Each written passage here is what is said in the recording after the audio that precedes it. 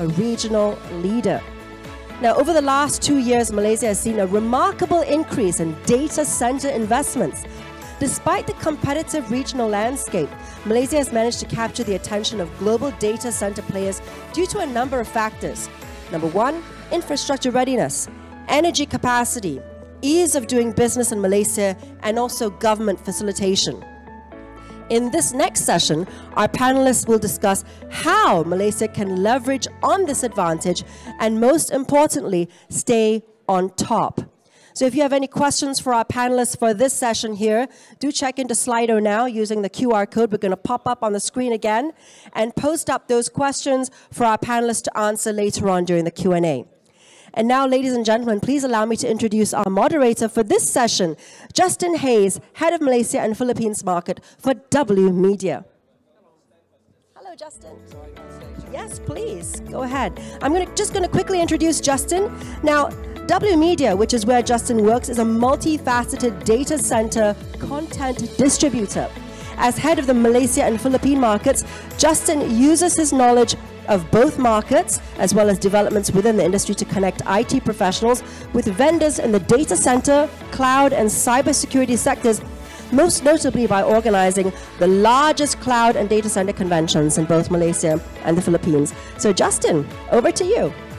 Yes, welcome everyone to the panel. We have a number of really interesting topics to talk about today and a number of fantastic speakers. So what I'm going to do is I'm just going to go ahead straight away and jump into it and invite onto the stage my fellow panelists so we can get started. So please welcome to the stage Tan Meng from MDEC.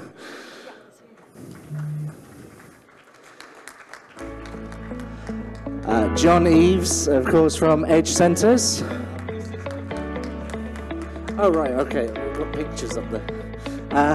Adilah Junid from Microsoft. Sit under the picture. And Mr. Hann Yeoh from YTL. Okay, and I think we were all matching to our pictures now.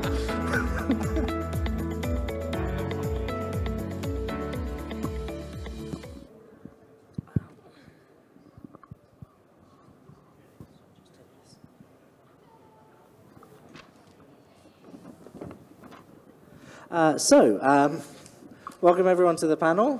Is everyone's microphone working, first of all, just to check? I think so. Hello. Yes. Good. Yep. In that case, I will hop on to the first question of the panel. We've written down a few of them and we'd like to go through them and see what everyone's thoughts are. So the first one is, in the shifting regional landscape, what makes the data center industry in Malaysia appealing for investment? And what can we do within this industry to increase this appeal to become a regional lead potential? So Meng, I'd like to start with you. Could you talk from the government facilitation point of view? All right. Hi everyone, good morning. My name is Meng. So I'm from the Technology Verticals Business Unit under the Investment Facilitation Department in MDEC. So my team is basically the team that specializes in the data center industry. We've been facilitating data center investments since 10 to 12 years ago. So we basically have a better understanding of the data center industry than pretty much any other agency in Malaysia. So when we do understand data centers, it's not just about data centers as a business, but what are the enablers for data centers as well. So for example, for data center to operate, you need at very minimum two things: power and connectivity. So these are two things that can be challenging depending where you are. So MDEC's role in this area is to facilitate your access to energy as well as connectivity, plus any other thing that requires our help. So for example, you have problems acquiring land for your data center. If you have problems getting permitting for the deployment of fiber, any problem, feel free to come talk to us. That's what we do. And speaking of, because you mentioned power, obviously, from an energy point of view, I'd like to ask Hann his thoughts on how we can make Malaysia more appealing in that sense. Yeah, thank you. Maybe it helps for us to all have an introduction first before we kind of dive into, so that we can give some context of what we're doing. So I'm Executive Director of YTL Power. We are one of Malaysia's largest conglomerates and infrastructure groups. So, we started off as an independent power producer. So the background from us is kind of in the energy space. But now we're building, what is the region's largest data center park. So we've acquired 2,000 acres of land in Johor, and we're building 500 megawatts of power, renewable energy, solar power, to power 500 megawatts of data center capacity. And this is just 26 kilometers from Singapore. So in terms of what we're doing and why we see Malaysia as being very interesting for investors is the fact that, we're in Singapore and we produce 26% of their electricity. So we have 3,000 megawatts, 3,100 megawatts there. And all our customers come to us and they ask us for renewable energy. And this has been happening for the last 4-5 years. And Singapore is constrained in that regard, but Malaysia is not. So the first thing that Malaysia has is the fact that Malaysia has an abundance of land, resources, and renewable energy. And on top of that, I think we've got great infrastructure. So, we've got great grid, we've got great roads, and I think Malaysia is the natural destination for a lot of these hyperscalers who are looking to venture out and spill out of Singapore. Thank you very much, Hann. And Adilah, if you'd like to introduce yourself and then obviously give a little bit of insight from a data governance and policy point of view. Thank you, Justin, and thanks very much. So I'm Adilah, and I'm the Director for Legal and Government Affairs for Microsoft in Malaysia. And yeah, I agree. I mean, Microsoft made a decision to invest in its first data center region in Malaysia with its Bersama Malaysia commitment, recognizing the potential of Malaysia. And I think Malaysia has taken a great step by articulating that aspiration, right? It wants to be the regional leader in the digital economy, and it's got these targets on how much the digital economy should contribute, wanting to be a center for innovation, to cultivate and incubate startups. So having that vision in the first place is a great thing. And we do also have key building blocks in place. We have a data protection law, and as with any law and policy, this can be improved, and I think we recognize that. And so I understand that revisions to raise the level of policy and regulatory protection for making Malaysia an attractive place from the perspective of the digital economy. That's underway. And we also recognize, so Microsoft recognized that Malaysia also has a great talent pool. So one of the things that we are doing, in addition to doing the data center investment, is investing in the talent. We've made a commitment to skill 1 million Malaysians over the next 3 years, and we've actually achieved over 60% of that now. So that's another great driver of the potential ability for Malaysia to be that regional leader in the digital economy. So, yeah. Well, thank you very much. And John, obviously, as the the Australian in the room, we wanted to know your thoughts on, from an investment point of view, why Malaysia in that sense to start? Yeah, certainly. So I'm John Eaves. I'm the CEO and founder of Edge Centres. We started off as an Australian business, and our first expansion outside of Australia was into Malaysia. My investment was slightly different, that my primary investor was a Malaysian family. So I was brought here, albeit with capability, which is obviously one of the key aspects. And I'd like to reiterate what you said around staffing, that the level of staff we get in Malaysia for technical is equal to, and if not greater than, the surrounding ASEAN countries. So the capability here, which is why we chose Malaysia for our network operations center and security operations center, will be based for the whole of ASEAN outside of KL in Shah Alam, where our first Edge data center was completed. Well, thank you very much, John. And then now I've got some individual questions that I'm sort of going to target at each of the panelists. I'll start with Meng.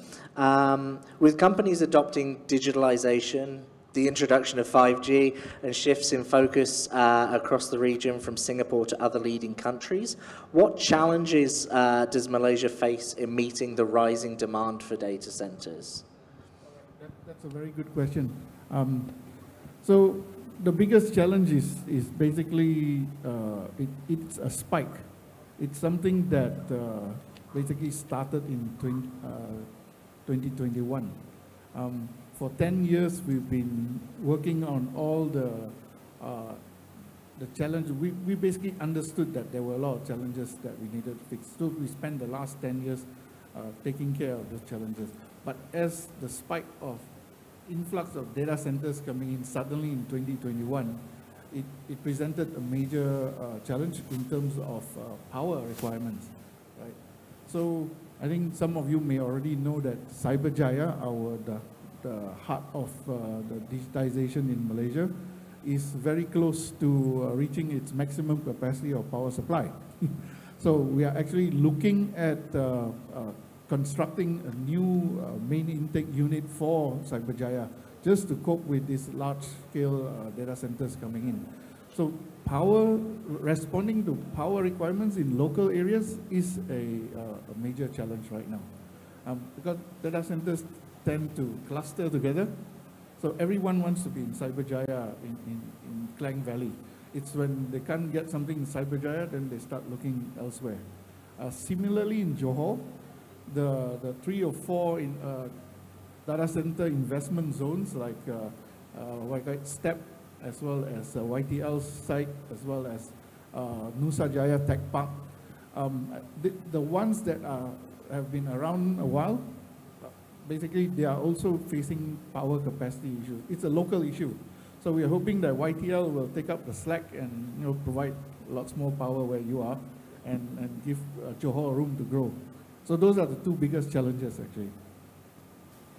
Wait, can I just add that we have no power capacity issues, so. Yeah. Well, I was initially going to hand over to Adilah, but actually there's a question that will sort of follow on with this, given that Meng's already mentioned YTL. So I'll hop over to Hann just quickly and ask, energy is the largest cost component of a data center operation. And the recent announcements of hyperscale data centers investment indicate that Malaysia will continue to attract more hyperscale facilities. In your opinion, what does Malaysia need to do right in order to take the lead in terms of energy sustainability? Well, I think the country is doing quite a lot to encourage the development of renewable energy sources.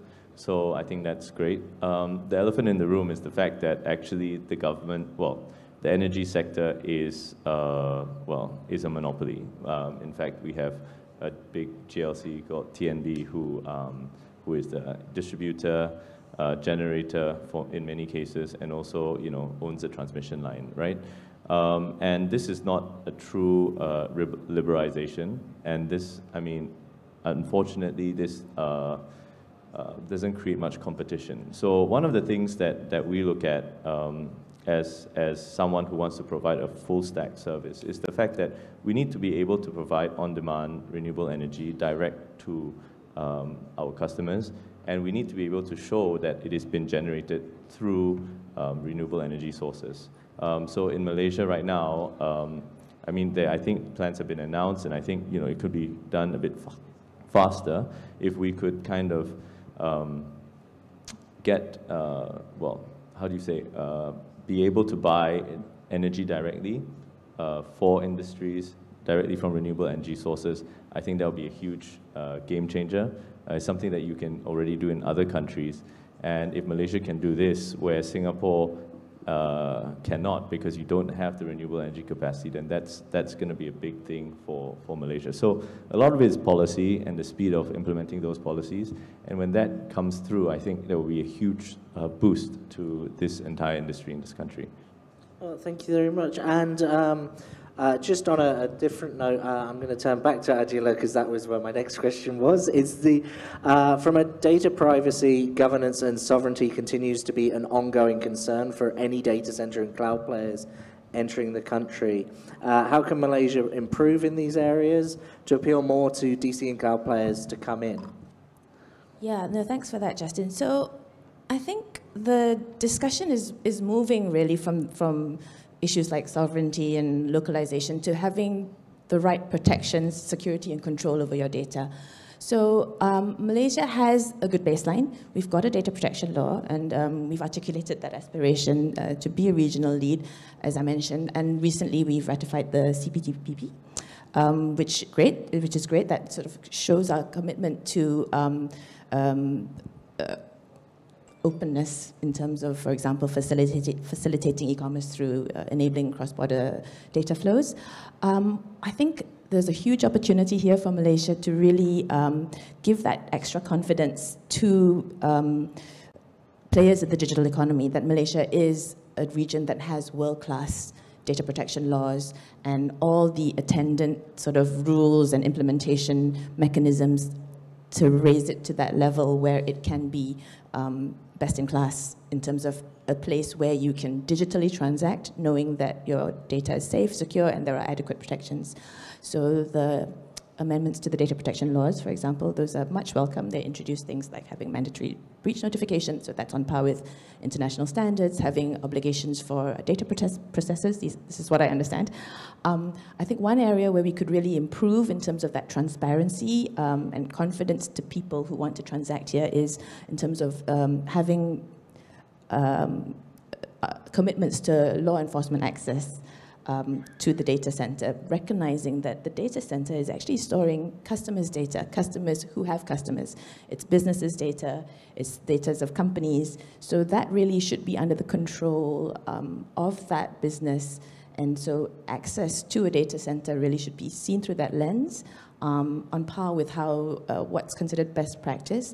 In fact, the OECD recognizes this, that sort of commitment by governments to respect and protect data that's in their environment is actually very critical to enabling growth of digital economy. Yeah. Well, thank you very much for that. And I'll just move on to John, because I have a question, which is, within the scope of rise of investment in data centers in Malaysia, how can edge data centers support and grow the industry?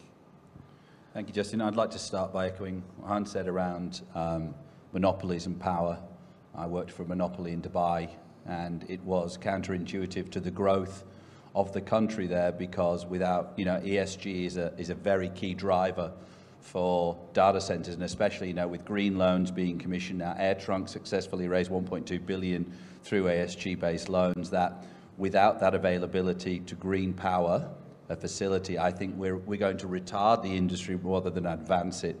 And we ourselves, although we purchase coal power in Malaysia, we have to use carbon offsets from our solar in Australia to ESG our power here. So yeah, I do echo, and I do wish you the best of luck in that endeavor. For Malaysia, I mean, look, we're the opposite of a hyperscale. We're micro. Our sites aren't 100 megawatts or 500 megawatts. We're talking about 150 kilowatts of IT load. But obviously, our goal is to have around 20 to 30 edge locations throughout Malaysia, and obviously East Malaysia as well, to empower the 1 to 2 millisecond low latency workload required.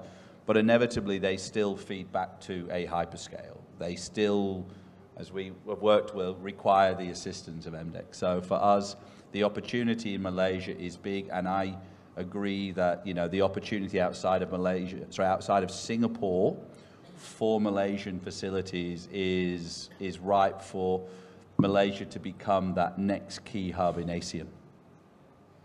Thank you very much. And I'll move back to Meng.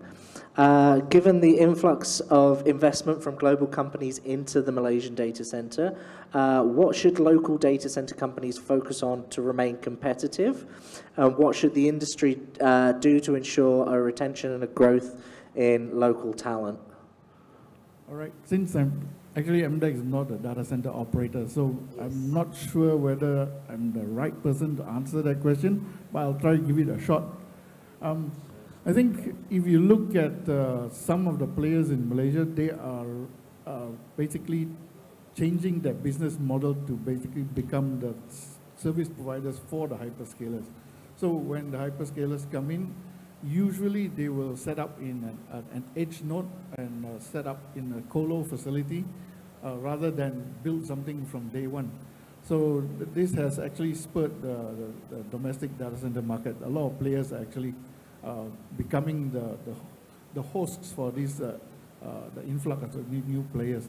But knowing some of them are going to expand their footprints into their own constructed facilities, I'm guessing that the local players will actually start finding this challenging. But what we have heard so far is typically the hyperscalers, when they move into a facility, they typically don't shut it down.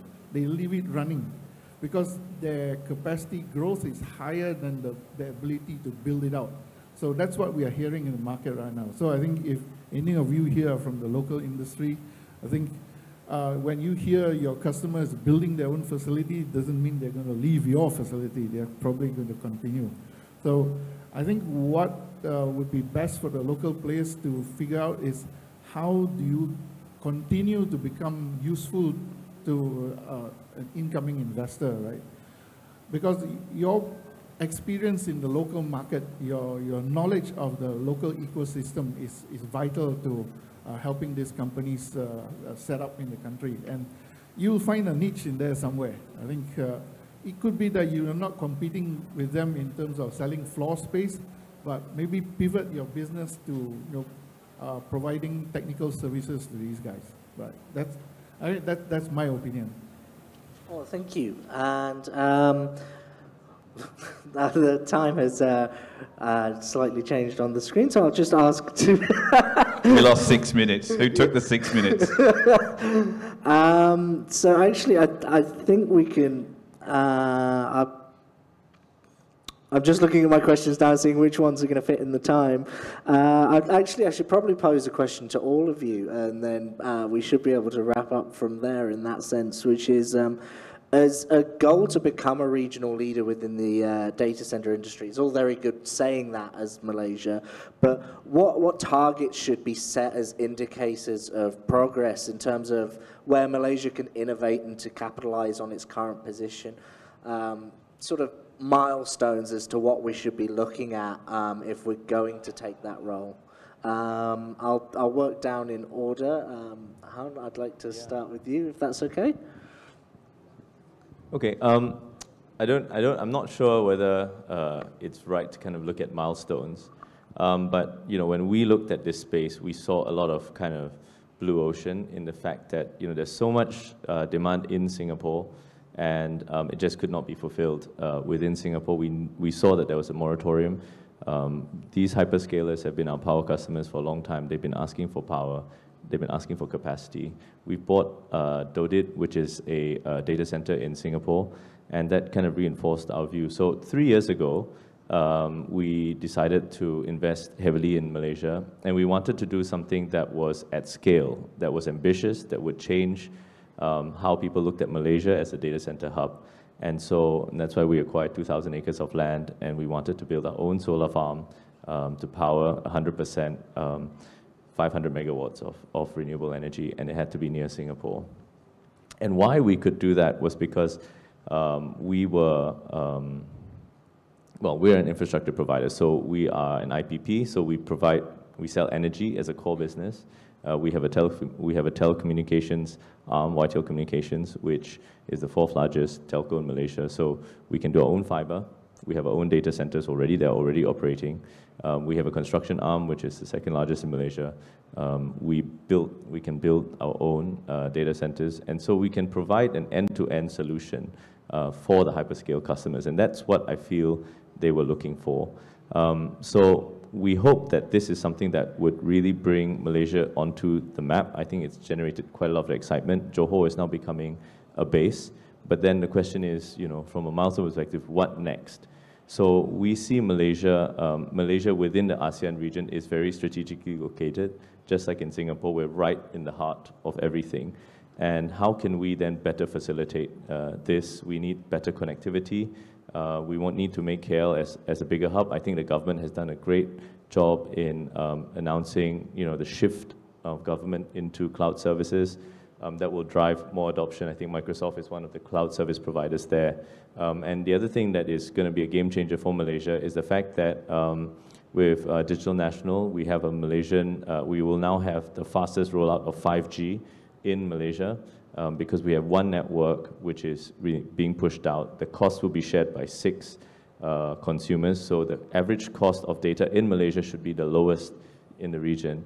And this actually is going to be a virtuous cycle where you have low costs, it becomes more attractive for investors, there'll be more innovation and more investment in 5G, and then the need for data centers should also increase. So I'm very bullish on Malaysia as a data center hub, and I think that we're just at the beginning. So yeah, I think that in the long run is going to be where Malaysia should keep focusing on. Thank you. And Adilah, from a governance standpoint?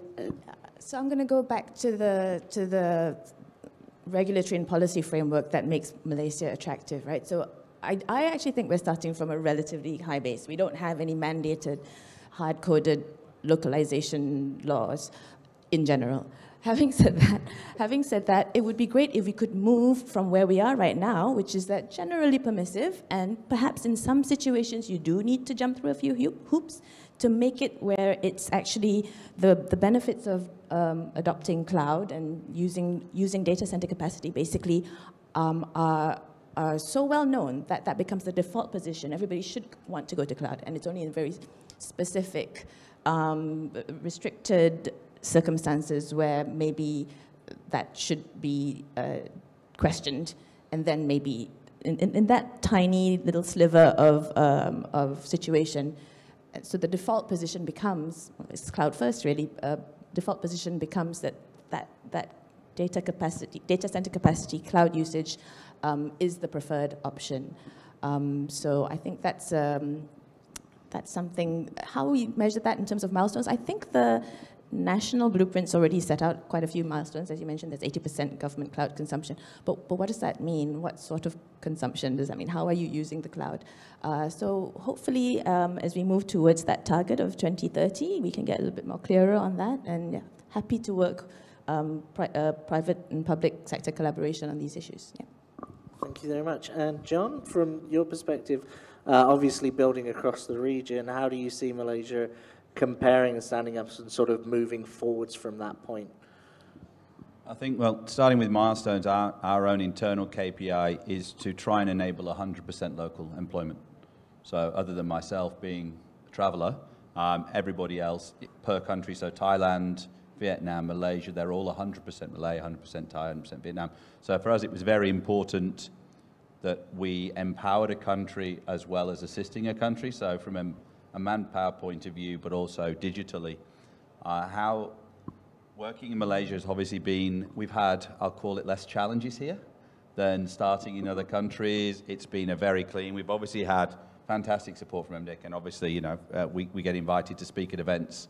But for us now, growing in this region, as I mentioned earlier, having our hub here, making Malaysia my home, I mean, I live here now, has been integral into our expansion throughout Asia by being based here. And, you know, as the lady from Air Asia, if she's still here, thank you for flying me. And finally, Meng, do you have any sort of goals or outlines that you have in your mind that you think would indicate progress? Yes, actually we do. We have a list of issues that we need to fix. We are well aware what they are. We have been working on some of them for a few years, and they are making progress. So, you know, my milestones, which I can't reveal over here in a public forum, obviously, but we are progressing towards those targets. But I think in closing, I think I would like to say one just a story. In the 70s, right? There were two major car rental companies in the world, Eaves and Hertz. And Hertz was number one. And Eaves was at a point of losing a lot of money. They were having challenges being number two. So they came up with an advertising campaign with the tagline, "We try harder." And Malaysia, we know we are not number one in this region, so we are trying harder. All right, so I think that's all I want to say for now. Right. Thank you. I think that's a lovely note to wrap up on. Do we have a couple of questions actually for you, Justin, for you to ask our panelists. Would you like me to help you read them out? It's a bit difficult to see, I know. I just realised the angle's not great, but yes. I think I can give it a go. I can see the bottom one the most clearly. To any of the panelists who want to jump in. We'll bring over an iPad for you, Justin. Will there be an oversupply of data centres in 5 years' time? Do you think we're going to overinvest and overbuild because of this projected growth? Yeah, I'll take that one. The answer is in 5 years, definitely not. We are just starting out. The guys who basically made announcements in 2021 haven't even started operating yet. So it's a little bit early to say we'll be in an oversupply situation. And by speaking to these investors, the guys who are actually spending money constructing in Malaysia, they are looking at a 20, 30-year deployment plan. And it doesn't look like they are stopping. So I don't think there's going to be a so-called oversupply. Data is growing every year. No, most people here don't delete photos from your phone, right? Once you take a photo, it's in there forever. It's going to live in the cloud. It's just going to grow, all right? So I don't think we'll ever reach to a point where say, that's too much, unless we run out of energy. Yes. Yes, all right? So that needs to grow in step. So I think Hann has got the potential new business to grow as well, together with the data center industry. And that's all we've got time for, I think, because the clock says 00. So thank you very much for joining us. And I'd like to once again thank my panelists, Hann, Adilah, John, and Ziming. Please give them a round of applause. Thank you so much, Justin, and of course our panelists for sharing your views. Ladies and gentlemen, another big round of applause for Justin, Hann, Yeoh, Adilah, Junid, Jonathan, Eaves, and Tan Ziming. Now, I appreciate you sending in your questions. Not to worry, I think our panelists will still be hanging around a little bit for a short while. So if you have any questions for them, please do approach and see whether they're willing to answer, okay? I can't guarantee they'll answer, but try, okay? So thank you so much to our panelists. We welcome any feedback on this session, ladies and gentlemen. So please do scan the QR code that we're going to pop up on the screen and help us improve our digital week by sharing any thoughts you have via a quick survey. All right? All right, you may return to your seats, ladies and gentlemen. In the meantime, please allow me to quickly summarize that session that we had just now before we dive into our final topic for Breakout Room 2. Now, why Malaysia? Well, for YTL Power, Singapore is constrained in areas that Malaysia has in abundance, such as resources, land, infrastructure, and renewable energy.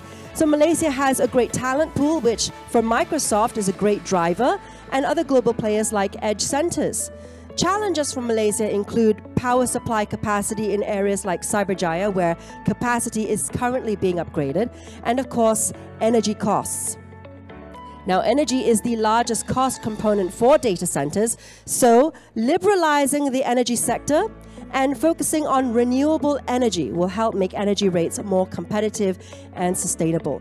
What Malaysia can do better? Well, Malaysia needs to boost confidence to global players on data protection laws, data protection enforcement, and cybersecurity, which is actually, ironically, our next topic. To remain competitive, local players need to find a niche and consider pivoting to providing technical services rather than simply providing floor space. Finally, what will be the game changer for Malaysia as a data center hub? Malaysia is strategically located, so the government must consider how we can better facilitate connectivity coupled with the fastest rollout of 5G, with the average cost of data being the lowest in the region. So there you have it, ladies and gentlemen, a quick wrap-up of Panel 12, capitalizing on the shifting regional landscape of data centers to become a regional leader. All right, ladies and gentlemen, without taking up any more of your time so that we can all head for lunch in a short while, we'll close up with panel session 14, our final session in Breakout Room 2. We cannot talk digital economy without also looking closely into cybersecurity. As digitalization increasingly takes center stage for economies across the world, so too has the demand for safe and secure cyberspace. In this session, we'll dive into how prepared our National Cybersecurity Strategy, or MCSS, is to take on the challenges of a digital Malaysia, as well as the landscape for cybersecurity moving forward. Now, if you have any questions,